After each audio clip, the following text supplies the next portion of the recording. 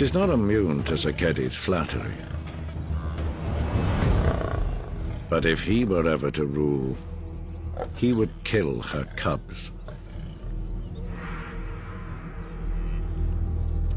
Sakakama knows what this means.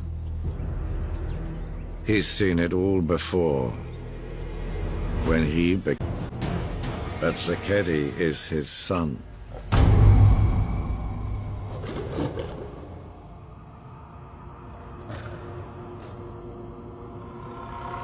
It's more than just a slap in the face.